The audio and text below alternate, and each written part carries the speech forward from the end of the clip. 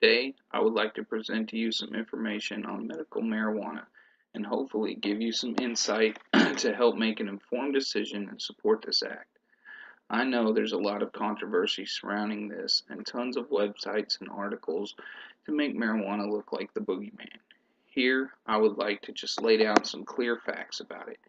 I want to touch on why it's illegal in the first place, the uses it has in today's medical world, take a look into proven side effects it can cause, and then look at what impact it has on our economy. So first, let's look at a little history and try to find out why it's been not only classified as a drug, but a Schedule 1 drug, a category reserved for the most dangerous substances.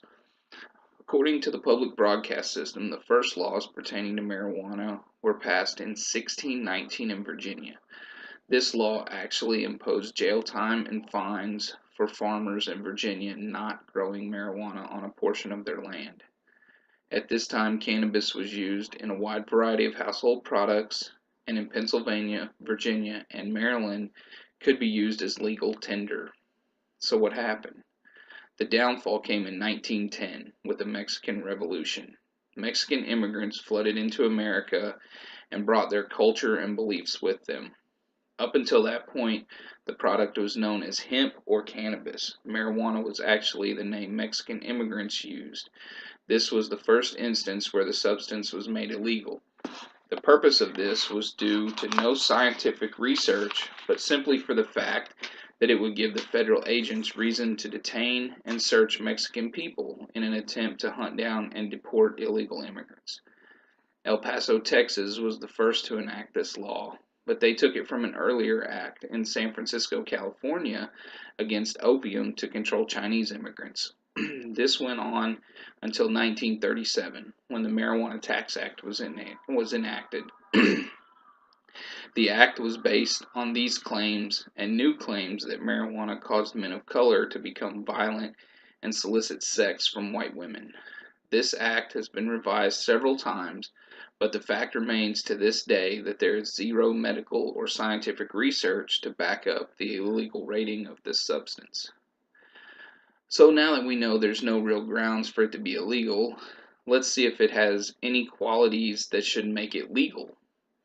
According to the United Patients Group, there are currently 202 medical conditions that are under review for cannabis use. A complete list can be found on their website at unitedpatientsgroup.com under the Resources tab. The main diseases that it's being used to treat now, with great success I might add, include muscle spasms caused by multiple sclerosis, extreme nausea caused by chemotherapy, weight loss and poor appetite in chronic illnesses such as HIV, chronic nerve pain, seizure disorders in epileptic children, and Crohn's disease.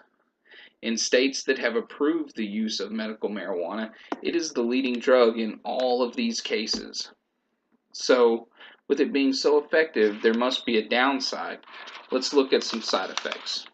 According to the FDA, the proven side effects from smoking cannabis include dizziness, shallow breathing but not a lowered respiratory rate, red eyes with no vision impairment, dry mouth with no lasting damage to the mucous membranes, and increased appetite, which is also listed as a benefit, and a reduced reaction time. These don't seem that bad. They should probably carry the same warning as 98% of all our medications that you should not drive or operate machinery when at therapeutic levels. Let's compare this to another drug that's freely prescribed to treat nerve pain. Oxycontin is a comparable drug. While it carries all of the same side effects as cannabis except for the red eyes, it also carries over 30 more side effects, to include severe stomach pain, hallucinations, decreased heartbeat, hives, and difficulty breathing. Some of these side effects sound worse than the condition we're trying to fix.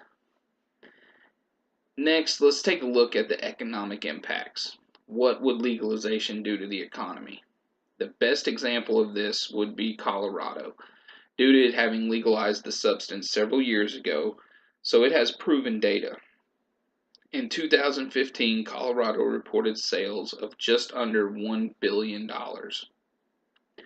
Of this, $135 million was raised under a special tax.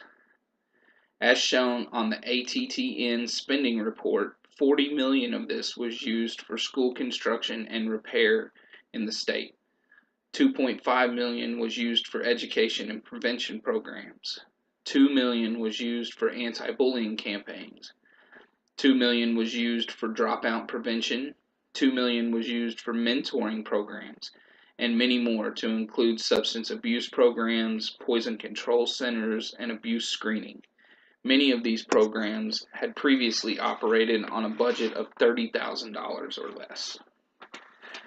I hope after this discussion you can see that this substance was made illegal for the wrong reasons in the first place, and remains so today. It has therapeutic uses to treat some of our most prevalent and painful conditions we deal with today. In almost all cases, it is less harmful than the alternative medicine, and it shows amazing results for the economy. Several states have helped pave the way to undo what has been done, but there are several more to go, and the federal government still has to support this. If you support this act, then speak out and educate others. Thank you.